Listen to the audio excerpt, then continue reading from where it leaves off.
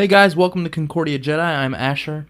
Uh, bit of a, I don't know if I'd call it a rant or not, but just my thoughts on where I got my first quality saber from, along with Thomas. Ultrasabers has become somewhat of a joke in the saber community. For a very long time, it has been. Um, the criticisms labeled against them are things like the sabers are too bulky, they use too much glue in the soundboards, or any glue. I guess that's the thing that no one likes about it. Um, the soundboards are not a top quality, even though they claim them to be the best soundboard on the market. Uh, which I don't think even Ultrasabers believe that. I think that's just their. I mean, you're if you're running a business, you're obviously gonna build yourself up more than. I mean, what are they gonna say? It is the most standard soundboard you can get on the market. And it just that's just not a good business tactic. It makes sense to build up your product, hype it up, make more people want to buy it. But the criticism, there's people who complain about the customer service, um, people who complain about the owner. So I'm going to be addressing some of these criticisms tonight, and this is all just from my experience with Ultrasabers. I've had quite a few experiences buying from Ultrasabers in the past, or I guess only two really, but going from Thomas's experience too. I think in terms of Ultrasabers, we've each bought two in the past, and I still have mine. Thomas recently got rid of his chosen one hilt, but kept the electronics and put them into his master replica Vader lightsaber. So, it was mainly because he was having some issues with the hilt that I guess you could call that a fault with Ultrasabers too, as a few of their hilts have some issues and they aren't really good for dueling, I guess. But I want to get this off the bat right away. I had a very, very good experience with Ultrasabers. I still have my Ultrasabers Arbiter, and I did replace the electronics when I felt, it's time to upgrade, time to move on to something bigger. But I was very happy with the customer service. Any of the people who I emailed with questions about the products, I even got into contact with Emery, I believe, once or twice, and he was nothing but cordial. I had a very good customer service experience. They were very nice, very helpful. They gave me some tips on making sure the saber blade was, or how to get some of the scuffs out after dueling with it. I did like the warranty they offered, even though I know some places offer better ones. I guess let's take you back. It was back in 2015 when I got my first Ultrasaber. I had just finished up my freshman year here at Concordia, and I decided, you know what, I want to get myself one of these nice lightsabers because, I don't know, it just, The Force Awakens had really got me back into Star Wars again. Not that I had ever not been into Star Wars, but it really reignited my love for the series. So I went online, researched a couple of different saber vendors like Saberforge, Ultrasabers, even some Vader's Vault, but that was way out of my price range, as was Saberforge. Because I wanted a saber with sound, but I didn't want to have to shell out an extra $100 from Saberforge and then find myself waiting 6-7 months to finally get it, and then only to forget that I had ordered a freaking saber. So I talked to a couple of people, and they said Ultrasabers was a good choice. So I looked at some of the hilts they offered and found one that really spoke to me, which was the Arbiter, and had my little back and forth on, do I get blue or green? And I figured, you know what, let's go with green. That seems like a good color. So I got green. The saber arrived within a week, which was fantastic. That's one thing I don't think anyone has any qualms on with Ultrasabers is their shipping time. That you order your saber and it's out to you within a week. So I got it. I had my fun with it. I had met a friend who would end up being Thomas, or I had met a friend who would end up running Concordia Jedi with me. He saw that I had my saber, and he decided he wanted to get an Ultra Saber too. He found one that he liked, which was the Dark Sentinel, and he got it with a Renegade pommel. And he got his in Guardian Blue because he loves Anakin as a character and decided, let's go with a blue. It's kind of reminiscent of Anakin. And so those were some of the earliest beginnings of Concordia Jedi, was where we had our Ultrasabers. And every once in a while, when it came to dueling, Thomas's would shut off, and he did send it back a couple of times to have them fix it up, which I almost never had to do with my Arbiter. I don't know if it was just an issue with his saber, or if it's a bit more common in certain model sabers that they offer. But my Arbiter held up like a tank with the original electronics. I never had to have them. I never had to have them give me a new soundboard. I only had, anytime I did send it in, it was mainly because I either dislodged the battery, a wire from the battery pack by dropping it, because I was not particularly good at doing any tricks back then, or the switch broke. And I guess overall my experience with Ultrasabers in terms of their electronics and their customer service was very good. I was very satisfied. Now, looking back on it now, yeah, it probably wasn't the.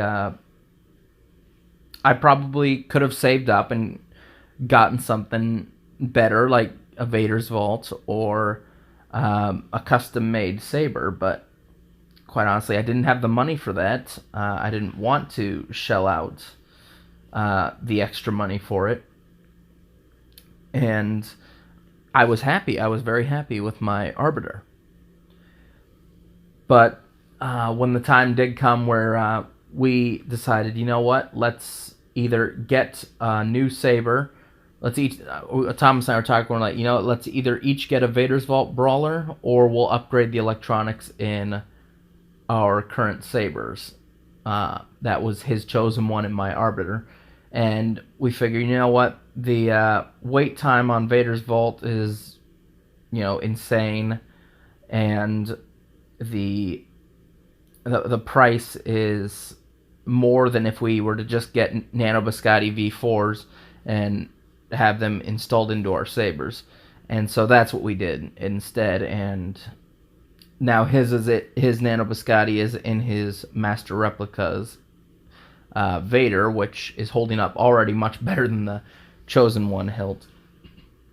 And my Arbiter is being worked on right now. I just sent it in to get a new switch for it, because my switch that I gotten that came with it from Ultrasabers had been twisting inside of the switch hole, and so I decided, you know what, probably just be best to get a new Switch, and so that's what's happening right now. It should be done before too long. Getting another SD card for it too for free as a way, the installer's way of saying sorry, I've had it for so long.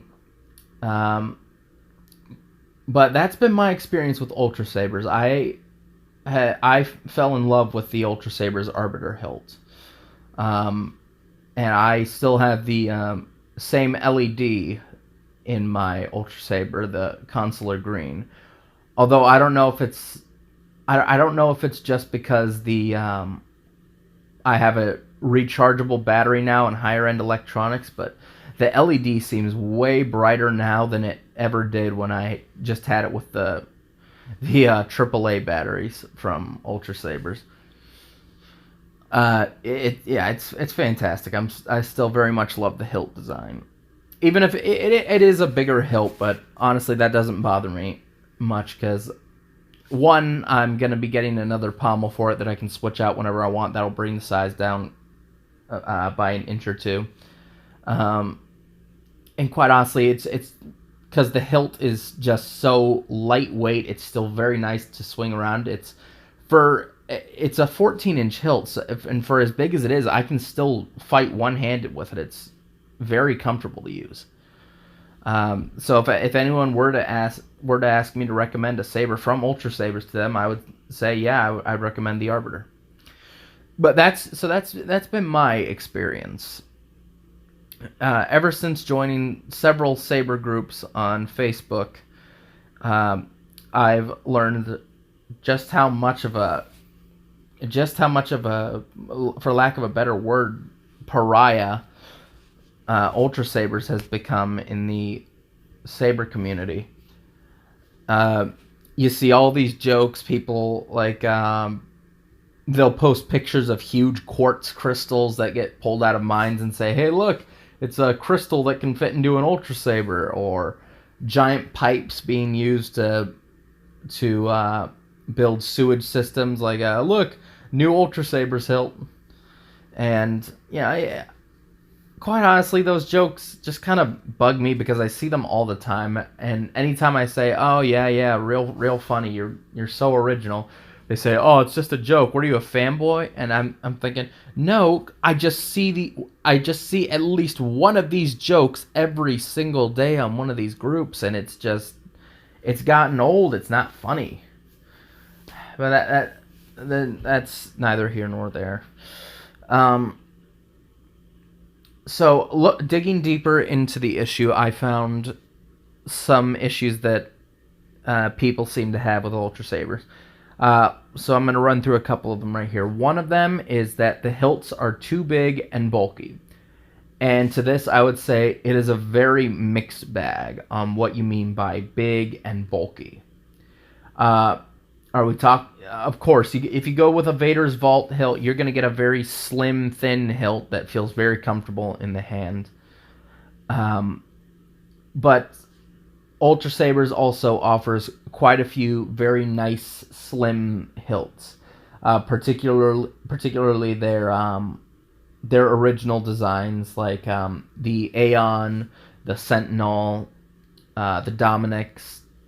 These are very nice slim hilts that I see many people use and they enjoy. But anytime I bring that up, there's still several people who say, yeah, but even the slimmest hilt from Ultrasabers is bigger than the biggest hilt from so-and-so, or one of these hilts could fit inside of an Ultrasabers hilt. And quite honestly, how small are your hands? I know this is one that people are like, oh, you're just diverting from the issue that they had. No, how small are your hands that a saber from Ultrasabers that's maybe max 2.5 inches around? It just baffles me. How small are your hands that's considered so unwieldy to you that you can't even swing it around? I don't know. It makes very little sense to me. Maybe I just have big hands. When I had the Ultrasabers Graflex, I was able to fit my index finger and my thumb all the way around uh, the grip section of the hilt. So, or not around the grip section, but around the just underneath the brass button, the gold button. I was able to fit my index finger and thumb all the way around it. So maybe I just have bigger fingers than some of these people, but it's still an issue that I see brought up quite a bit. Another issue I see is that they don't like the owner or the customer service. So I've seen conflicting reports on the owner of Ultrasabers, Emery. Like I said, I never had any bad experiences with him, but some people said that he was very rude, talked down to the competition, talked down to people with complaints.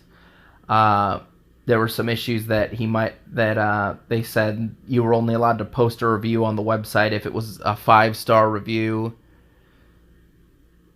And quite honestly, I wouldn't put any of this past him, but I don't know. These just don't seem like big issues from it. It's not like he's forcing you to buy from Ultrasabers.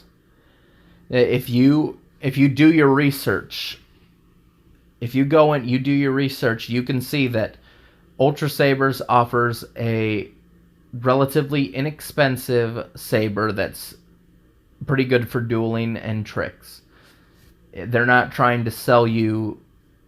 They're not trying to sell you a pristine, hand, a pristine hand machined, acid etched saber that would sell for $2,000 on another market. They're selling you simple hilts, or relatively, they're selling you simple aluminum hilts or vaguely reminiscent replica hilts, and I don't think they've ever said otherwise. I've never heard anyone at Ultrasabers call the Ultrasabers Graflex an exact replica, because it's obviously not. Neither is their Vader, neither is their Mace Windu, neither is their Maul. They make these hilts very reminiscent in some respects, but not so reminiscent in other respects. They don't like Emery's attitude. I've also heard they don't like him calling the Obsidian Light soundboard or the Obsidian V4 soundboard the quote unquote best soundboard on the market, because quite obviously, again, it is not. There are much better soundboards out there, but again, that's a business tactic. I don't see why that's such a big issue. It's a business tactic. Are you going to say that your saber is mediocre? Are you going to... If I was making a saber, if I hand machined... I don't know how to do any of this, so don't ask for any commissions, but if I hand machined a saber, it could look like an absolute gleaming silver turd of a hilt, and it could run on AAA batteries with chicken wire running up the side, and an LED from a Hasbro toy lightsaber, and I would still try to pass this off like it was the greatest thing in the world if I wanted to sell it. I would use every fancy word at my disposal that I could to describe it. No, chicken wire, no, that's a very special grip mesh.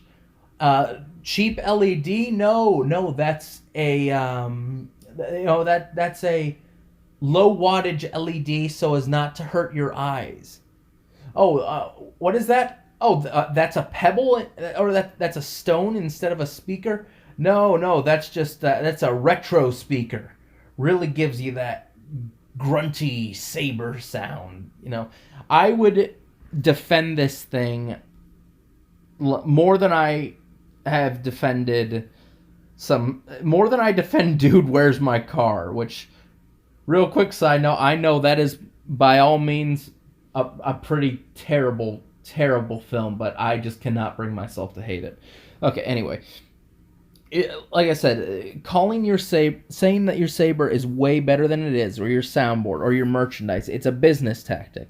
Everyone does it. Everyone out there who has ever owned a business or provided a service or an item for people to buy, they're obviously going to build it up. They're going to say, you want to buy this one. This is the best option for you. So I don't have an issue with that at all. If you do your research, you'll find better stuff. And if you do go with Ultrasabers, it's not a huge loss, because they do have some very good hilts. Let's see. Other issues that people have had with Ultrasabers are the price.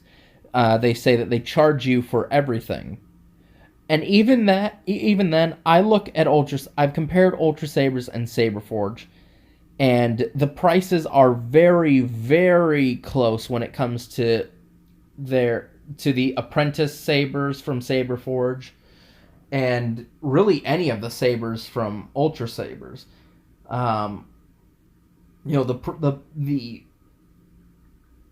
You might even, and the most expensive single blade Ultrasaber with Obsidian Light, you'll most likely get that cheaper than an apprentice saber from Ultrasabers with sound. Don't quote me on that, because, like I said, I've done a little research, but that's just a claim a reasonable claim from me, or a claim that seems reasonable. And quite honestly, Ultrasabers, they still, I think, are one of the cheaper options out there that still provide a relatively decent saber to you. And some of the other issues that I've seen with some of the sabers, or some that I've even witnessed personally, like when Thomas had his Ultrasabers Chosen One, anytime we dueled, the screw on that would help hold in the black slanted Vader emitter would start coming loose, and so that was a bit of an issue. The grips were also the grips also tended to come off. So in terms of how well together their hilts are put, it's a mixed bag, because, like I said, some of their hilts are put together very well, like the Arbiter, the Sentinel, but then some of them have a few issues and might not be the best sabers for dueling, like the Graflex and the Chosen One. I've also never seen anyone bad talk the Ultrasabers Prophecy. That's probably their most popular hilt. I see almost nothing but good reviews for that saber. That was always one I was looking into when I was searching around for my first saber. Finally, the last issue I want to talk about with Ultrasabers is a lot of people seem to have an issue with Ultrasabers. Overall, they seem to just have this sort of hate for Ultrasabers that I really don't think is warranted. I've gone over several issues so far, but the biggest one that I've seen is that whenever anyone brings up Ultrasabers in one of the groups, there's always people saying, yeah, they're good for a starter saber, or yeah, it's not the worst saber on the market. But then you've always got that one guy in there who just seems so vitriolic, who's just swearing out Ultrasabers, calling them the worst saber company ever. And did Ultrasabers kick your dog and crucify your mother? What happened? What did they do to you? Who the hell hurt you? It just blows my mind. And I've had, like I said, I've bought from Ultrasabers many times. I've bought different LEDs from them. I've bought different hilts from them, different blades. I cannot see any reason why the hate should be this much. Still, I think the biggest issue that I've seen people bring up is the size of the hilts, which just does not seem like an issue that conflates to big hilts equals worst saber ever. I mean, if we're speaking objectively, that's still Kyberlite down there at the bottom. I mean, Kyberlite, yeah, it's $200. It's $100 for a full saber with customizable hilt, but the soundboard is garbage. The blades don't have any diffusion film, even though they do have a lifetime warranty. There's some sharp edges on the hilt, from what I've heard, which is also an issue I never had with Ultrasabers. I've never had any hilt from them with sharp edges. And overall, the way I would describe Ultrasabers is that they are not the best saber company, nor are they the worst. Ultrasabers is the... How do I put this?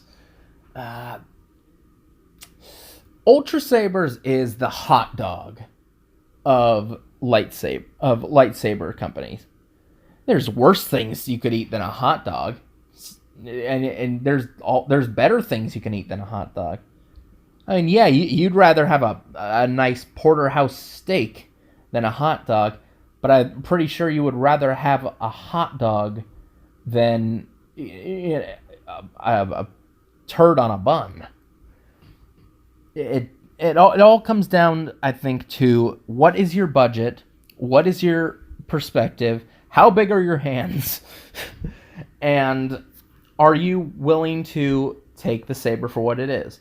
If you want a high-end saber, if you want something that you could throw against a wall without it breaking, if you want something that's as close to movie quality as possible, you're probably not going to find it at Ultrasabers. But if you want a good saber that'll get to you fast on a budget, sure, go with Ultrasabers. There is nothing wrong with that choice. It all comes down to perspective. And from my perspective, my experience with Ultrasabers was nothing but short of fantastic. You know, I loved the people that I interacted with. I loved the customer service. I love the speed at which they get it out to you. But, you know, I just cannot seem to get a full grasp around the hate that people seem to have towards Ultrasabers. Overall, and I know they just released a new saber, and there's people already bashing it, and, you know, it just kind of blows my mind. I hear people will defend Saberforge to the death, even though there are several issues with the owner, Philip Isherwood, who, let me just say right now, I've only had one or two experiences speaking with, and, you know, they weren't horrible experiences, so I'm personally not calling this guy the devil, but apparently there have been some very noted issues with this guy interacting, like kicking people off groups who talk bad about Saberforge, stealing other companies' designs and passing them off as their own. There was a big thing with Philip and Vader's Vault, which was, oh boy, that got nasty. But you see people go like, oh, well, that's just the owner. I mean, the hilts are still quality. But then you look into Saberforge. There's tons of people who have complaints with them too, but those seem to get swept under the rug. There's people who, when they get Ultrasabers, or not Ultrasabers, they get a Saberforge saber, and they say that they had it for about 3 hours before the soundboard caught fire. That's an issue that I see way more than I should for a major saber company. You'd think for a company that takes several months to get the saber crafted and sent to you, you would think that would be a negligible issue. You'd think that's not something you would see brought up as often as it is. There's also the issue that people say that the saber forge hilts are super sharp when they first get to you. There's people who have sliced their hand open on a control box or on a grip section. And of course, Saberforge, even though their electronics are, I believe, better than Ultrasabers, speaking from experience, those are still not the best on the market either. There's still many, many better soundboards, speakers, switches. Anything that Saberforge offers is offered better by companies like Vader's Vault, Electrum Sabercraft, which I've heard fantastic things about, and many other smaller independent companies like SoCal Sabers, I believe, was one of them.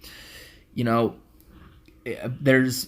see people just defending the hell out of Saberforge and their shady practices, but they'll be very quick to dump all over Ultrasabers, which quite honestly I don't see as fair. But that's an issue that I think I'm just gonna have to learn to accept, because it doesn't look like the hate's going down anywhere.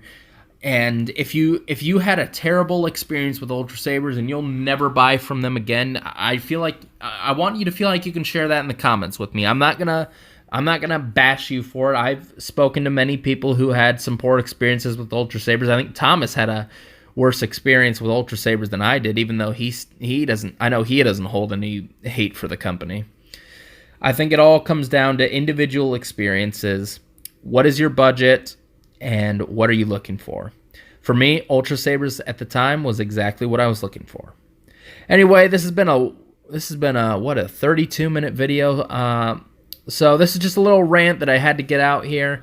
Again, I have no hate towards Ultrasabers or Saberforge or any of the companies I listed. I think it's all a matter of perspective and individual experience. But what do you guys think? Leave your thoughts in the comments. Give this video a like and subscribe. We'll see you guys next time. May the Force be with you.